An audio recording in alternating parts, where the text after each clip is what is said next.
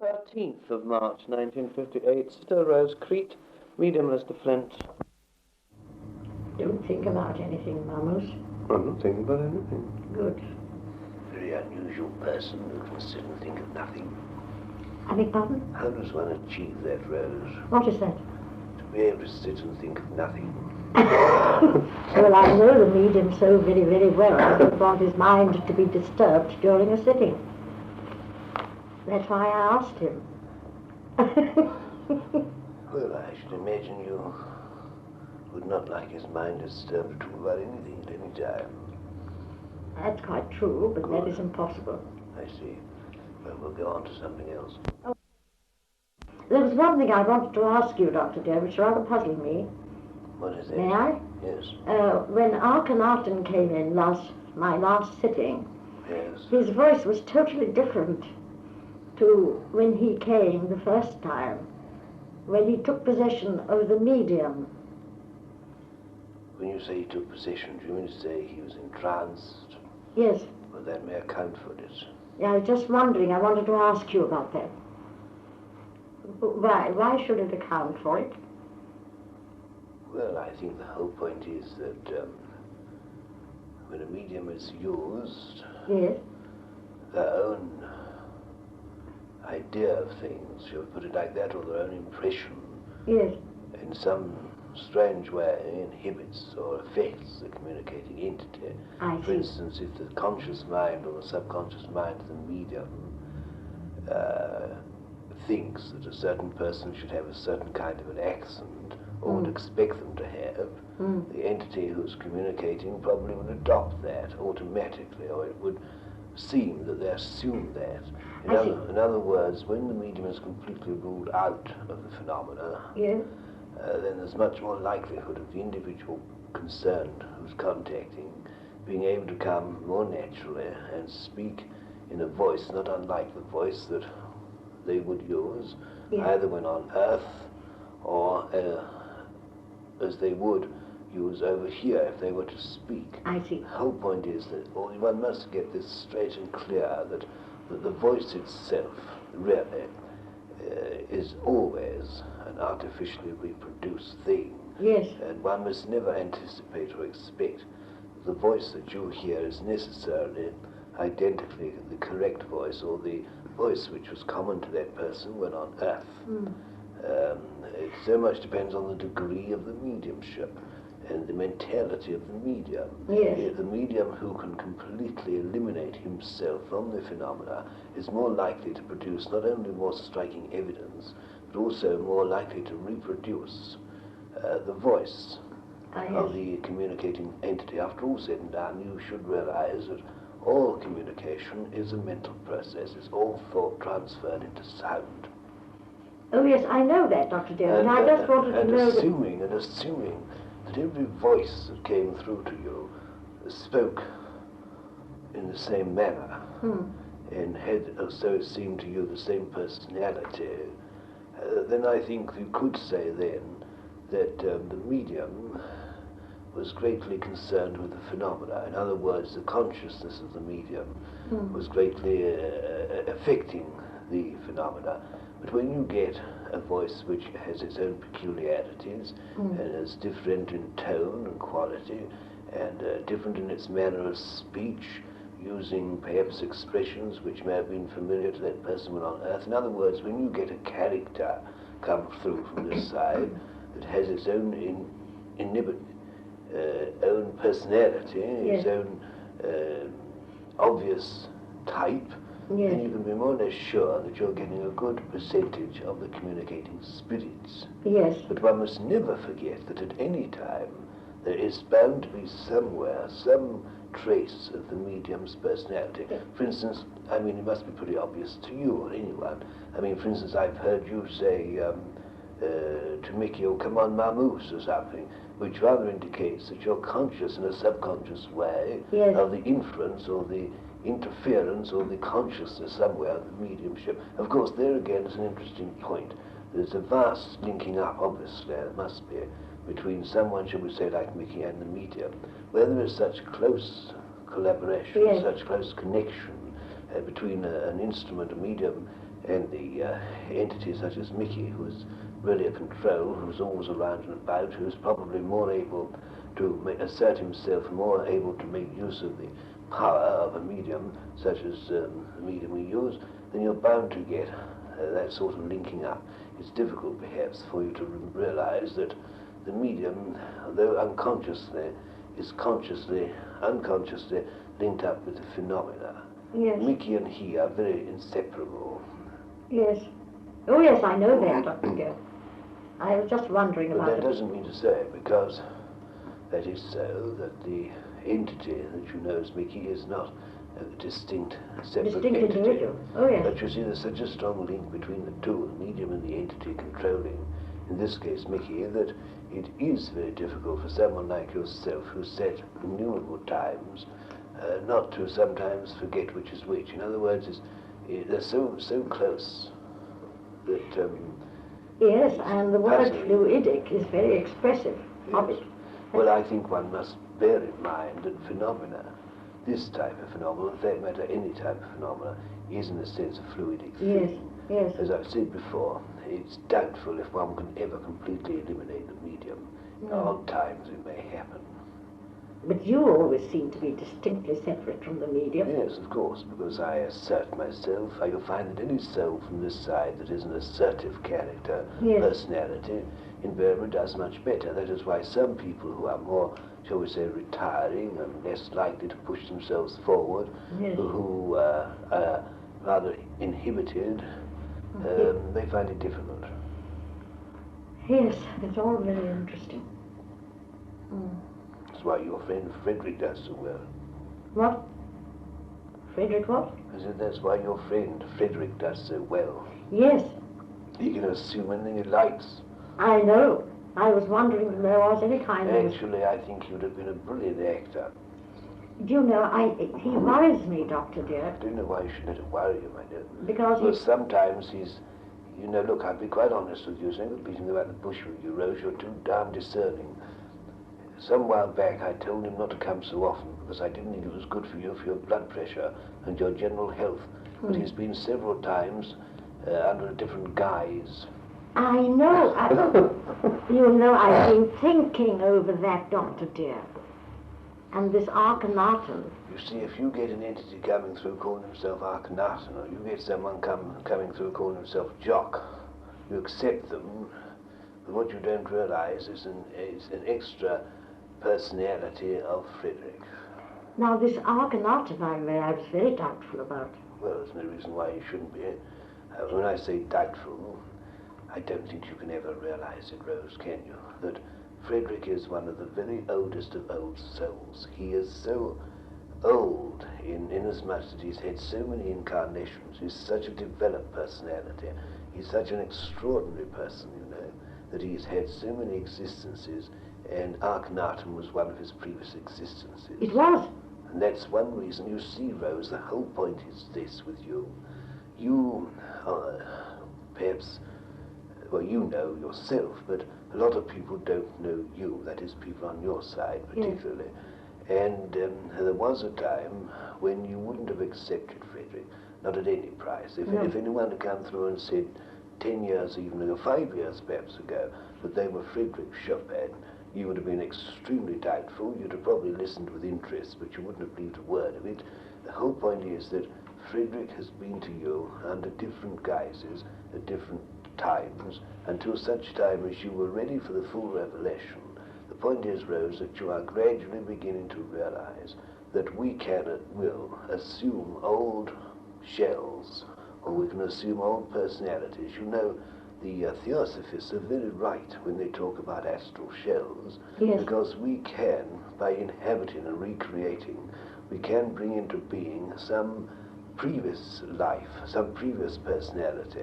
We do that at times, sometimes because we have a very good reason. That is, we don't want a person on earth to doubt us. We don't want them to have any apprehension. We want to give them conviction. We want to give them help in various ways. So sometimes, especially in the early stages when we are communicating with a person whom we want to interest and help over a long period, we come back as a previous entity, less, shall we say, famous, less perhaps interesting, if you like to put it like that, where there's less likelihood of the recipient of the message, the sitter, being doubtful.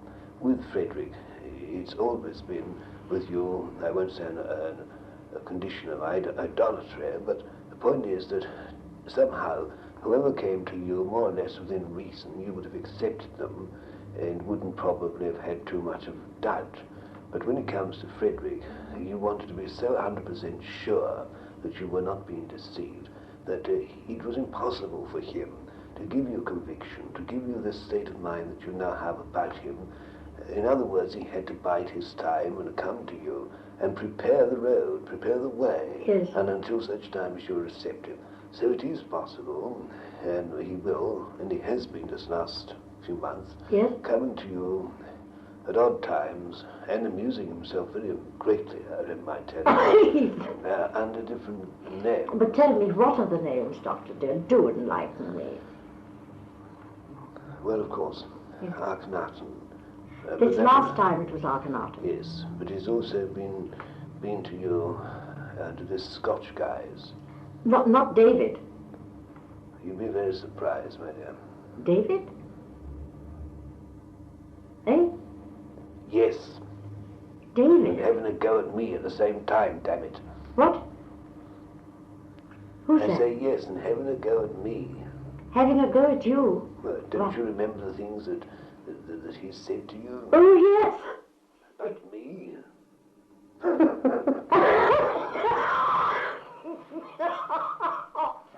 But David was a personality. He was talking about his fiancée who was on Earth, and he was killed in the war and all the rest of it.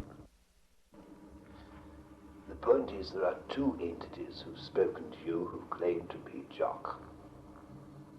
One is the real person, the other is the assumed. One is the new person? No. Oh dear. Yes. One is David. David. Yes, Jock. Jock. Yes. The Scots boy who definitely is who he says he is. In other words, he has got a woman on Earth that he was in love with, engaged to, I believe. Yes. The other is Frederic. Jock. Yes. Oh. Still puzzled, don't you? Yes. Oh dear. Never mind, leave it to Yes, me. it's very important that you should know. Yes. Because some months ago, a long time ago, 6 months or so ago, Yes. I was very concerned about your health, and I thought this blood pressure was a great deal due to too much excitement. And I did say, I admit this, I did say to Frederic, and others that matter, but particularly to Frederic, I said it was wise that you shouldn't come through so much, because you got too worked up, too excited. And since then he hasn't been so often, and there have been long spells when we've been experimenting, that's true. But also, at odd times, he has spoken to you under this pseudonym, this guise, you see. Yes. Yes. But don't be upset about that. No, I'm not upset. I'm not. Oh, you wait a minute till I get him as Frederic Chopin. You wait a minute. I don't want you to lose. Listen, Doctor dear, I am so used to hearing Frederic come that I don't get excited. I get more excited about things that are told to me that I have no knowledge of, that interest me, Yes. than Frederic coming. Yes, all right. But anyway, you're much better. Yes. And the nice weather's coming, and you'll be able to feel better in yourself, and we shall get back into our stride. But we have been very busy with experiments, and we haven't wanted to waste power and time by talking too much. So apart from that, other business of, well, thinking and worrying about your health, point is that you mustn't be upset or annoyed with Frederic. Oh, no, I'm not annoyed. He was actually trying to please you. Yes. In his own kind of way, which perhaps from your point of view wasn't the right way.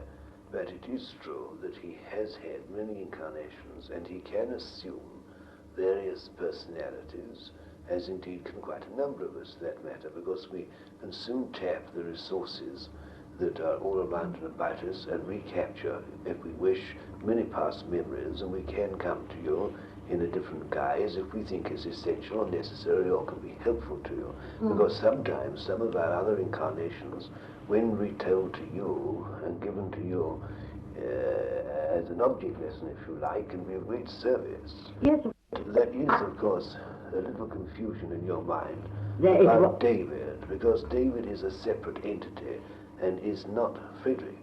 But there has been an occasion when Frederic has impersonated or come through to you as a Scotch person.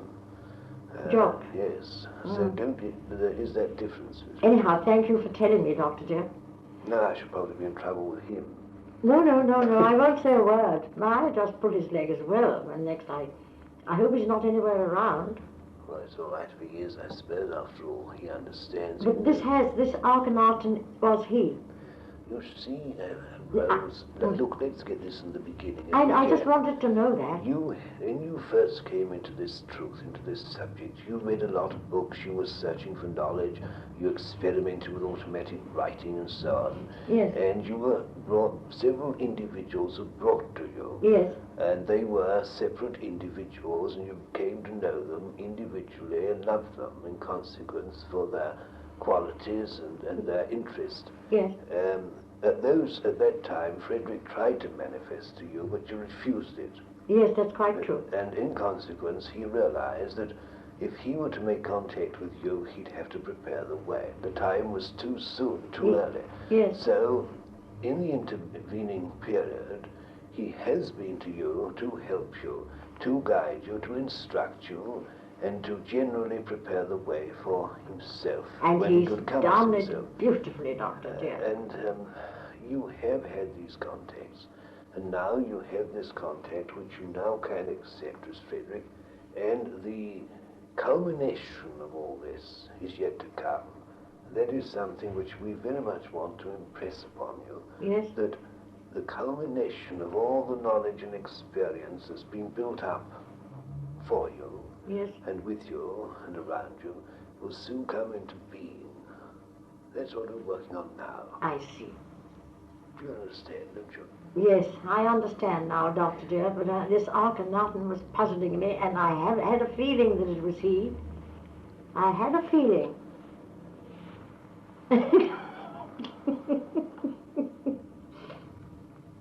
Well, thank you so much for enlightening me. I must go, my dear. I'm sorry, but I must go. All right. Give my love to Arcanauton. I will. My blessing and love to you. But, Doctor dear, was he really Arcanauton? He was. He was. Oh. That should explain a lot of things. For Akhenaten was centuries before his time.